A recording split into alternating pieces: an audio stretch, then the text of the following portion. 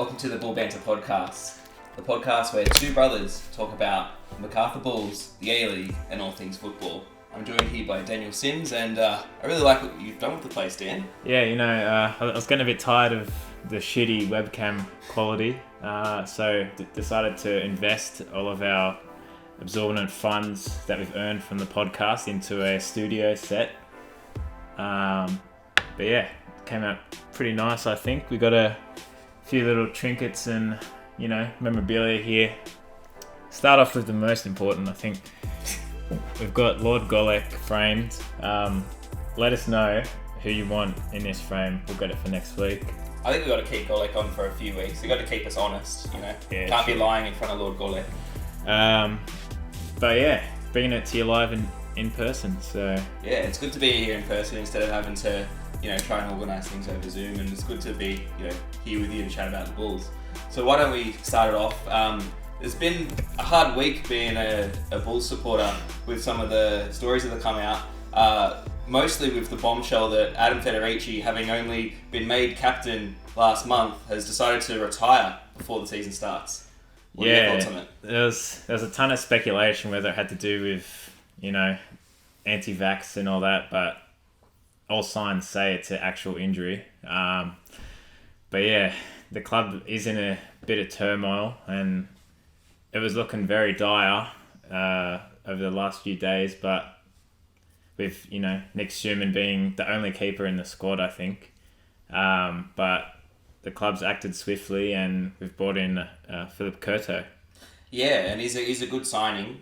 We will circle back to him in a bit, but we've really got to drill down into what's going on at the club, because in weeks gone by, Federici being newly pronounced captain, and then he's involved in the unfortunate 5-0 preseason thumping that Sydney FC handed to us. He played the full 90 in that game, and then all of a sudden, days later, he's announcing his retirement. And not only that, but he's followed out the door by Mark Milligan, who was set up to be our assistant coach after being our captain last year. And looks like he's got a pretty good, cushy gig with 10 and Paramount Plus to be a pundit there. So, you can't really blame him if he wants to take the money, and if it's a simpler job, easier job for him to do, now that he's no longer playing. But, it's a bit strange because our club really built itself as this one with a plan, with this succession plan in mind of, Ante Milicic taking us forward for the first few years and then developing Milligan as a coach, and that seems to have completely blown up. Yeah, it's really throwing a spanner in the works because, as you said, it seemed that the club had this sort of legacy in mind, and the plan was always for Milligan to come into the coaching role. But yeah, it's a bit of an odd one.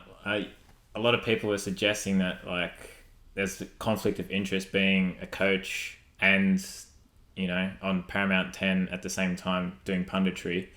Obviously, he'd have a lot on his plate if he was doing both. But yeah, Thierry Henry did it for a little while as coach of AS Monaco. And how did that go?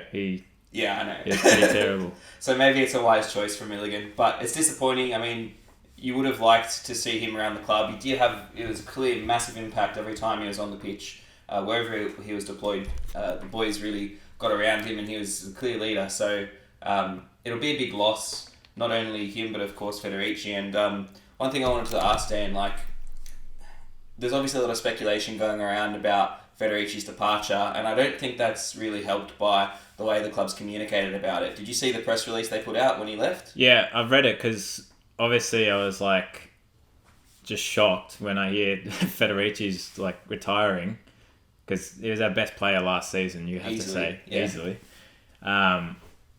Best keeper in the league last season for sure.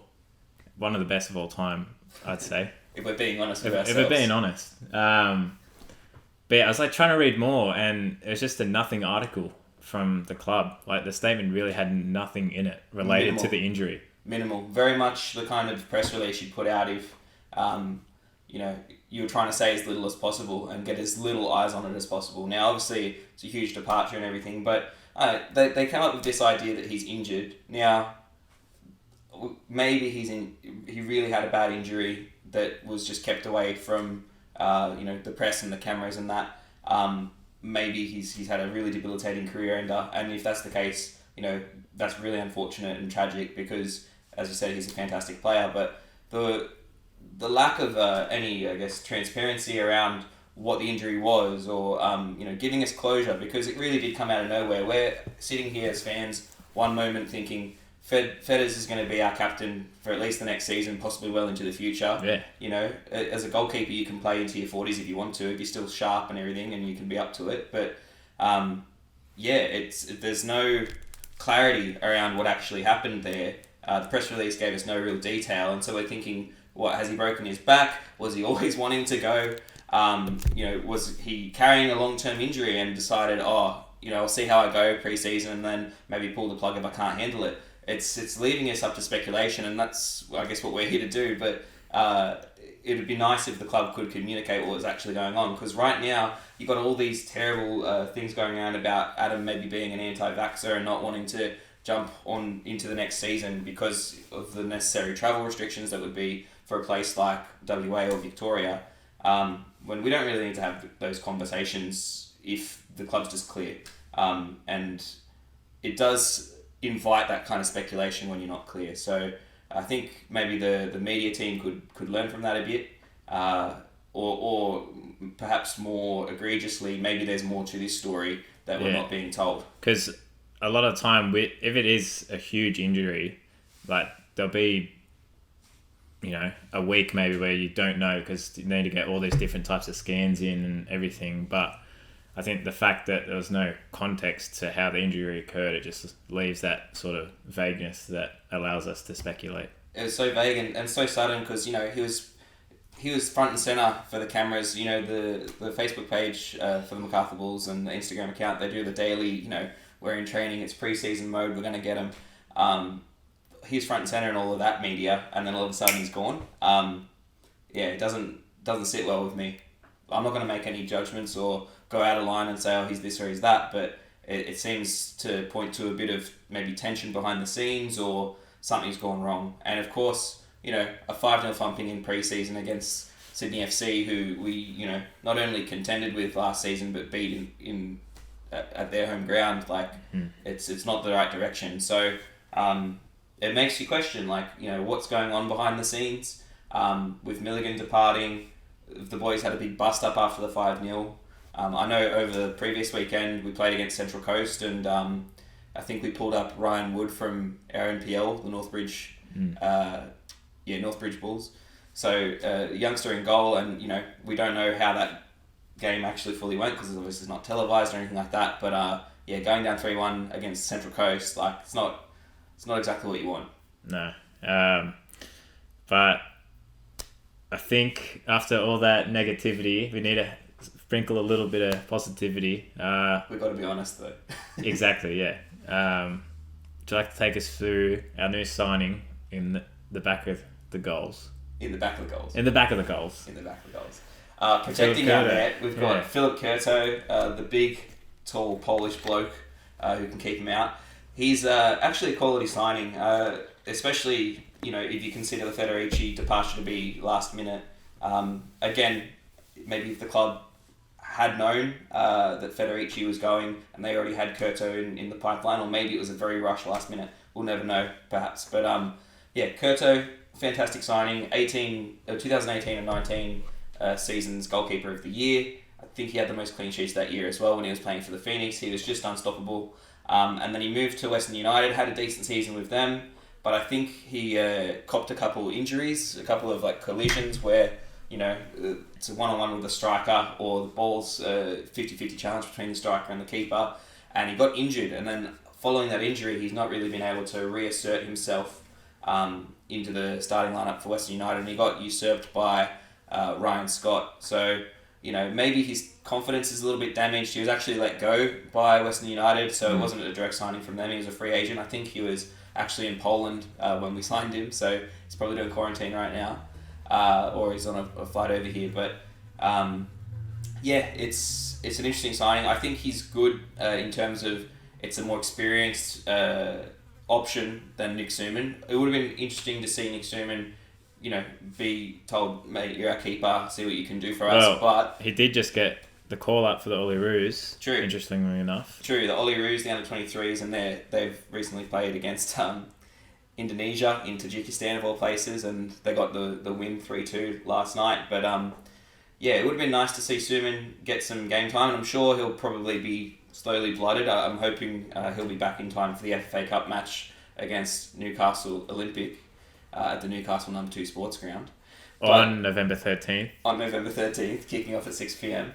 But no, Philip Curto, he's going to be good because, he's that experienced keeper. He's done it in the past. Maybe he just needs a bit of confidence, and I'm sure as soon as the home crowd get behind him and he puts a couple of good performances in, his confidence will come shooting back up, and he could be our custodian for a long time. And if not, well, it presents an excellent opportunity for a young, hungry and quality keeper in Nick Suman. We've seen some of the saves he pulled off in NPL last season, albeit a shortened season. But it's earned him, he's done well and earned enough to be noticed by the Olyroos and called up for them. So, fantastic stuff. And it's good to have a genuine battle for your number one spot. You don't want your keepers to feel too safe. Obviously, Federici top class and everything, but I don't think Suman really, at his stage of his career could really fully push Federici. No. So, it'd be an interesting battle between the two. Yeah, I mean,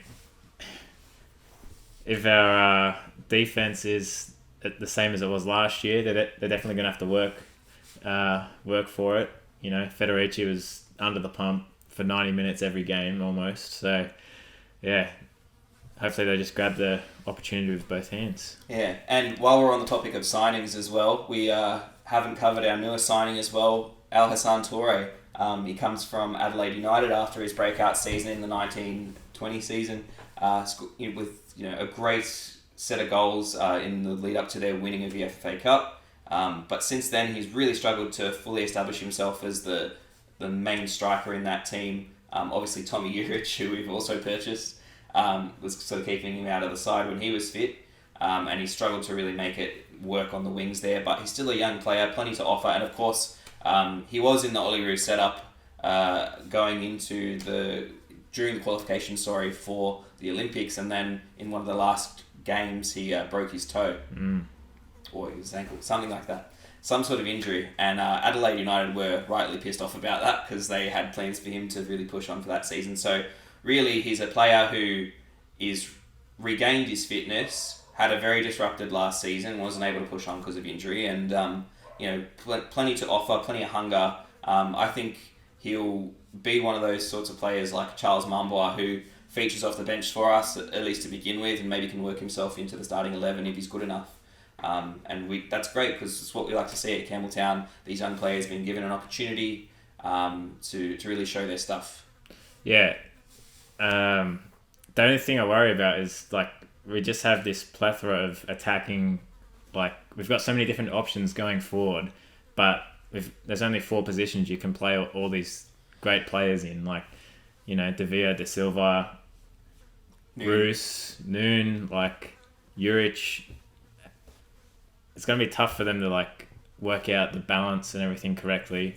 Plus, you don't want to have them just, rotting away on the bench for a whole season. So it's going to be tough. Yeah, it's not what they're there for. And even last season's, starlet players like, Mamboa wanting to really push on and be a first teamer. I don't think he would have signed his extension if he was thinking he was going to be on the bench. So it'll be high competition for the places, which is what you want. But we also don't want to, miss out on developing a good young player just because of the fact that we've got so many options up front. But I think there'll be a huge onus on a couple of players. So we know that Benyat and Puyo and Milligan, and even Denny Jonro, right?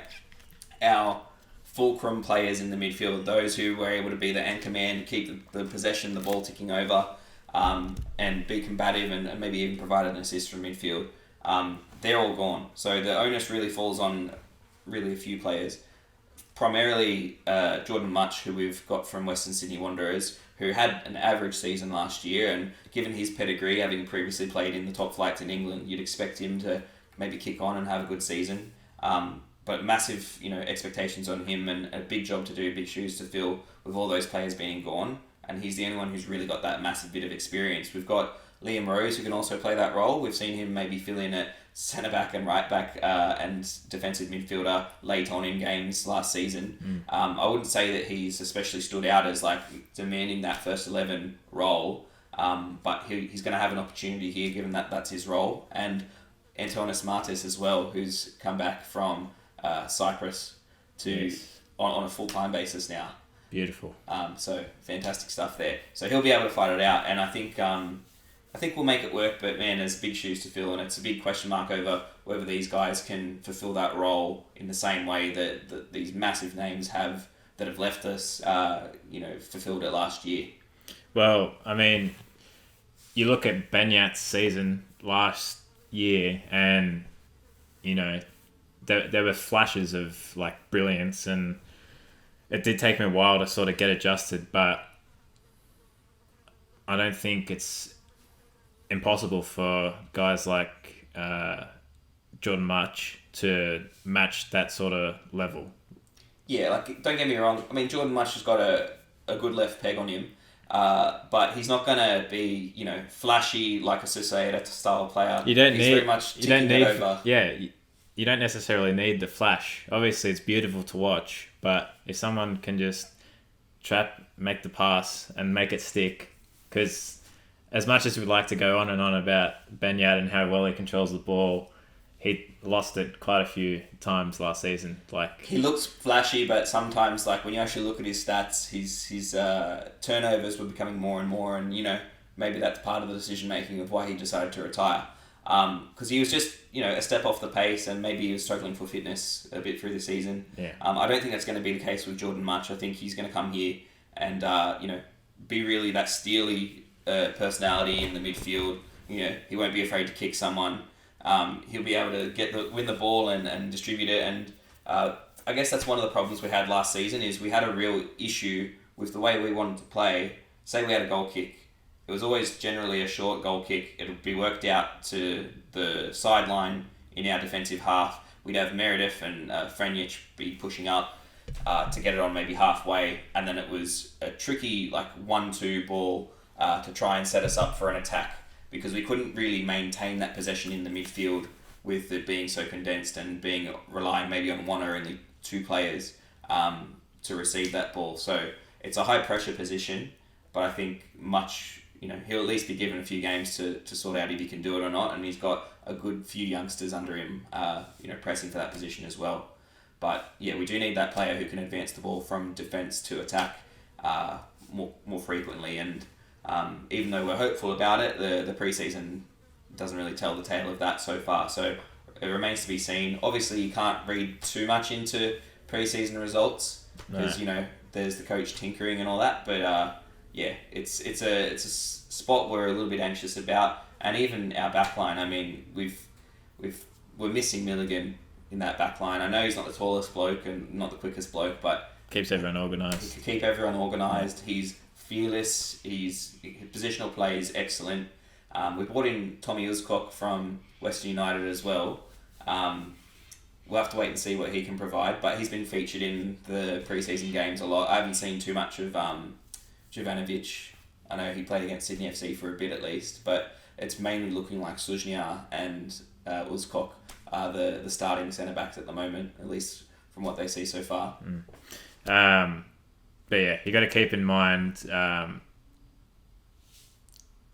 we've got so many new players, it's going to take a while for them to gel. And 100%. We've had that many departures, and the club even has said this before, that you want to keep a solid foundation and then just add a few pieces. But the way things have turned out, it seems the Bulls have had to add more than they originally wanted to. So with all these new pieces coming in, it's going to take them a while to work out how to play together, and maybe that's why we go down 5-0 and 3-1 in these pre-season matches. So true. Although I will say, at least two of the goals Federici was culpable for as well. Maybe he was injured. But yeah, it's going to take time to get that cohesion that you need as a team, and we're 3 weeks out from the start of the season at the moment. hopefully Ante and the team can get him up to a point where we're not embarrassing ourselves. Yeah. But yeah, that back line to me, like, I'm not saying it looks weak, but we look a bit short of numbers. I mean, who've we got? We've got Jake McGing on the right back, maybe Liam Rose filling in behind him, or potentially even Lockie Rose if you believe how FIFA has us lined up. But he was deployed there okay in a few moments last season. Well, that was in a back five. That was in a back five still. True. Are we in a back 4 or 5 now, or? Well, it depends how we line up. But as a true like out and out right back, I think we've only got Jake McGing, and then on the left we've only got James Meredith and Golick. But Golick's sort of that centre back, left centre back. Yeah. You know, left centre back. He can fill in wherever he wants. Yeah. You know. He could play up front if he wanted, but he doesn't want to. He doesn't want to. Doesn't want to. He's too unselfish. He just likes tackling. He likes pushing people over the sideline. Handballs, foul throw-ins. He loves the one where he looks like he's going to pass forward and he does the turn back, and that just gets him every time. Oh yeah. I love that. Every time. Yeah. Bit of Cruyff turn. Yeah, bit of a Cruyff. The Golek turn. Golek turn. Yeah. Come on, he's in a class of his own. But yeah, we're looking a bit weak for numbers at the back.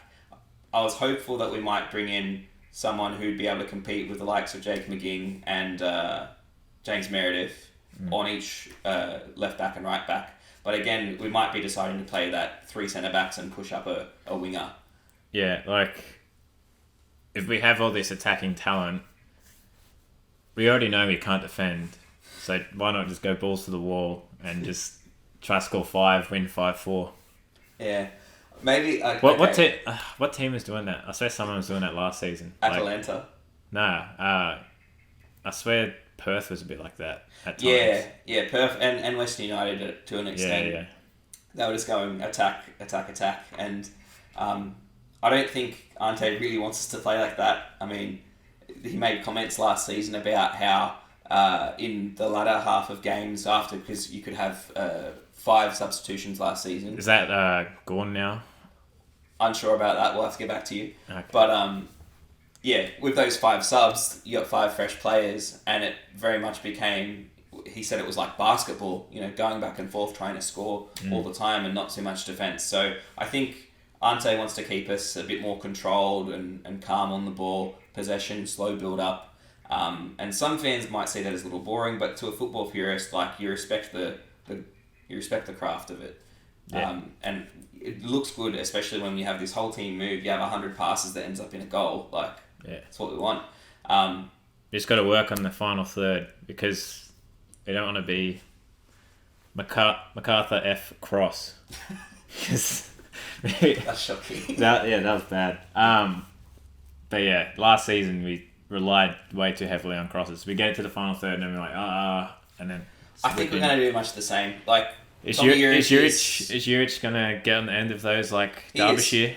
He is. He's a good poacher, good target man as well. But I don't think he's going to be so much of a tap-in merchant like Derbyshire was. Like, he will drop back and get involved in the build-up of the attack. He'll be able to drag defenders out of position, and then you'll be able to get in your midfielders in behind. A bit more dynamic, and a more of a physical presence even. You know, he's a big, strong lad, and he's quite quick for his size too. He's got quite a few skills as well. Like, he's got a bit of flair about him, and he's played for the Socceroos before. I think he's a really strong signing, and if he can get the kind of form that he's had in the past, particularly when he was at Western Sydney Wanderers, I think he'll be a fantastic signing for us. Yeah. Well, let us know what you guys think about our aspirations for next season. Hopefully we're not just a one-season wonder, as a lot of people have touted us to be. But it's so important. Like, last season we did really well. Like, we outperformed expectations, made it to the finals. Our support was growing, and we looked like we were on a positive trajectory. And some of the news this week that's come out, puts a little dampener on our second season plans. I think we really needed to have this be a good, like, secondary establishing season. If we could get into the finals again, that's a massive achievement given the amount of squad turnover we've had. But yeah, we don't want to have that second season syndrome where we come out and we're fantastic the first year and then we just, dive back into the valley, so to speak. Which brings me to our last point. There's a bit of a rumour mill going on online about the prospect of us actually losing Ante Milicic.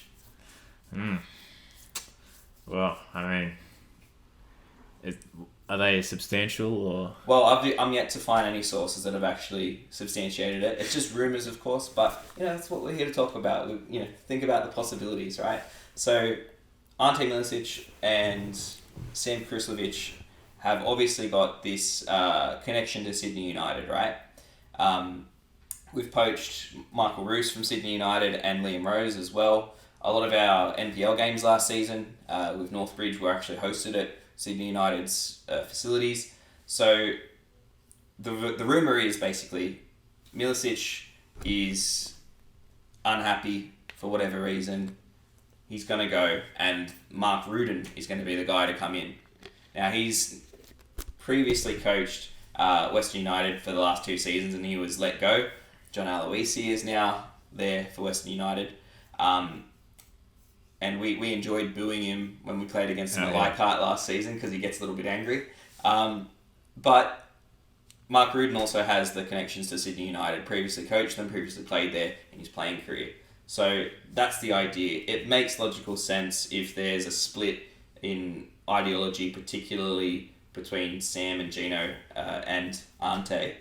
But again, don't just take it with a grain of salt, take it with a handful of salt, because there's nothing really backing this up. But if it comes out, we want to be on the forefront of it. So if it becomes true, we'll take ownership of it. If it flops, then we'll say we never said that. So yeah, and this could really just be piling on after a horror week of stories that have come out about the club. Yeah. Saying, the foundations are rocky, there's tensions behind the scenes, all this just drama stuff.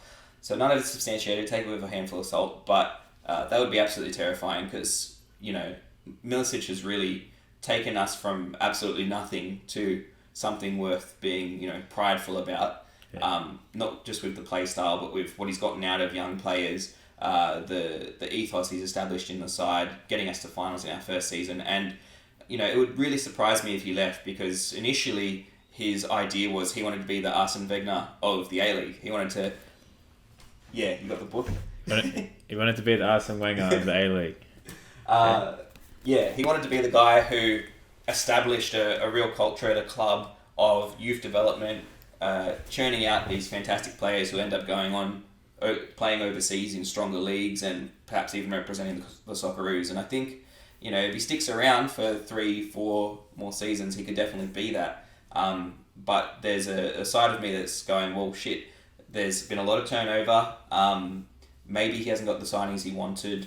Maybe there's turmoil behind the scenes, and it seems like everything's sort of going in the wrong direction for us now, and that would really be another nail in the coffin after Milligan split off and losing Federici. So, watch this space. We're not saying it's 100% true, but it could be, and what a detriment that would be to our club. And you got to think with big signings come big personalities. So whether or not the harmony in the group, because last season from what we saw, and I think a lot of fan interactions as well, like the squad was very closely knit last season, and when you're introducing pretty much like 8 new players almost, might shake the boat. You could have some disunity, yeah. So again, we're not privy to what goes on behind the scenes, and it's just speculation, but yeah, it's makes you a little worried as a Bulls fan, and particularly when the club's not super good at communicating. It just makes you've got that fear response. And one thing I will say is, like, other clubs that have been around for ages, if this speculation comes out and they dispel it, you can trust them because enough time's gone by, you trust the club, they've been honest with you. But there's creeping in a bit of not dishonesty, but lying by neglect perhaps, or just not being completely upfront with the fans. So it does make you a little wary as a MacArthur fan. But that could just be me being an anxious person. Overall, though, with the signings we've made and the hopeful progress that we're going to make, you'd expect us that once we've got the squad together, ball on the ground, playing the way we want to play, getting to know each other every week and building that cohesion, I think we'll be all right this season. What are your predictions for how we're going to go, given the state we're in right now? Coming off the back of those 2 preseason losses, if we get firing, I'm gonna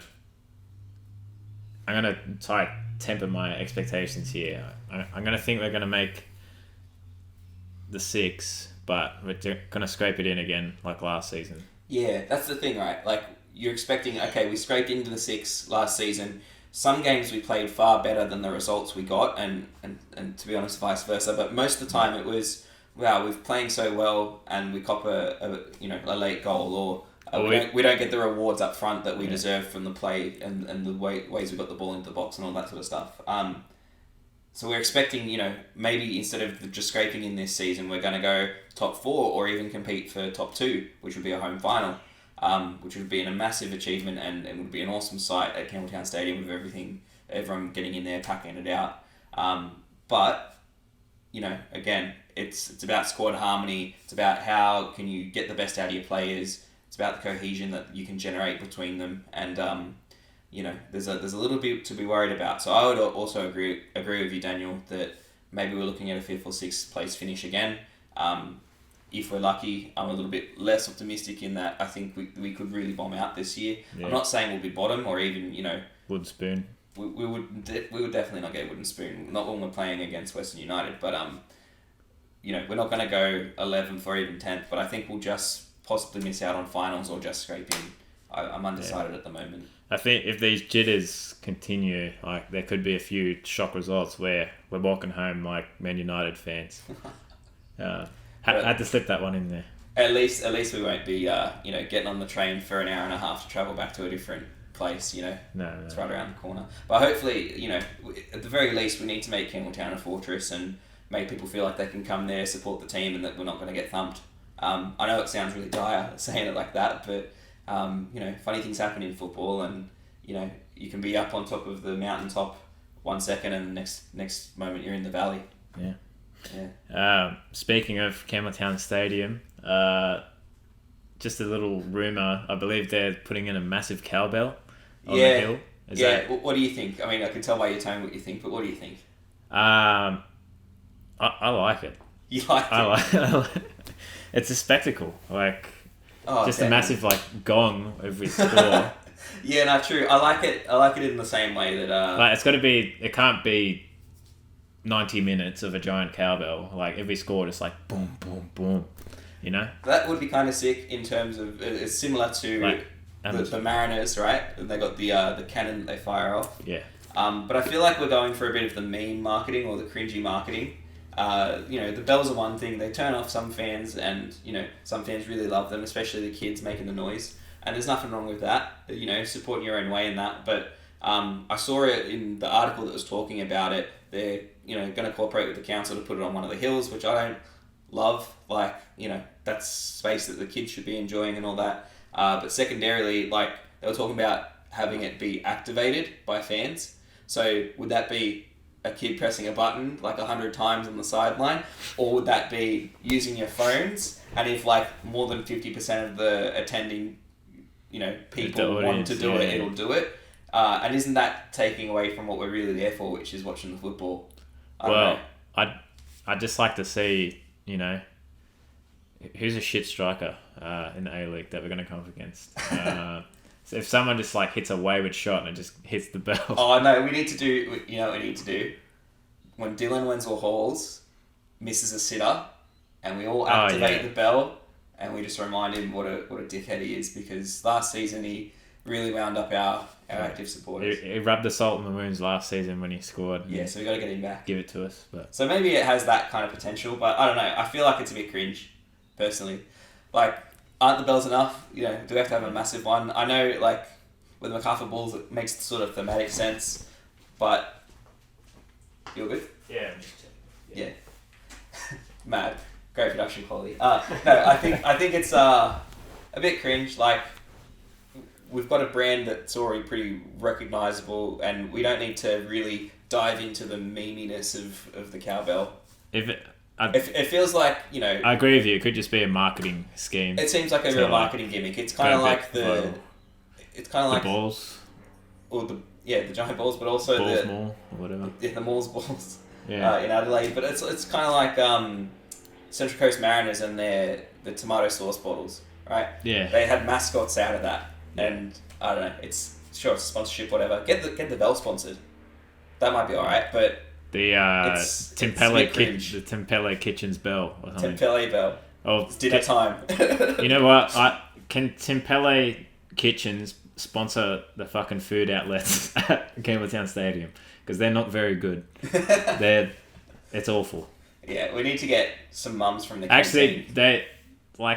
I think it was the Wanderers game at home. They had this burger truck there, and that was class. And it never came And back. it never came back. And I went around to like the far side of the stadium every single home game, and it was never there. Burger Fiend. Nah, Yeah. I reckon like if the Bell goes through, it'll just take away more than give or add to the match day experience. But that's just my opinion. Yeah, because we did see that the end of last season, the hill was packed with kids and families and everything. Yeah, because they adjusted the ticket prices, which needs to happen more. I think part of the reason, and we look at the past and the other expansion sides that went on to be successful, particularly the Wanderers, right? The reason they had such massive first season and second seasons and seasons on from that is because they made the ticket prices really affordable, right? They were able to get heaps of people in, and the buzz was able to grow, and it wasn't so much of a barrier to entry for people wanting to see the football. They could be like, oh yeah, I've got $15, let's go. Yeah. You know? So, plenty to think about, but I think that really brings us to a close for our first episode of Season 2 for Bull Banter. So, make sure you share it, like and subscribe on Instagram, Facebook and YouTube, and we're also on Spotify and wherever you get good podcasts. Share us around, and we'll be back very shortly for our next episode as we preview the upcoming season for the Bulls. Yeah, and hopefully we see a lot of you at the Newcastle game. We'll be there checking it up. Is it up or down to Newcastle? Yeah, up.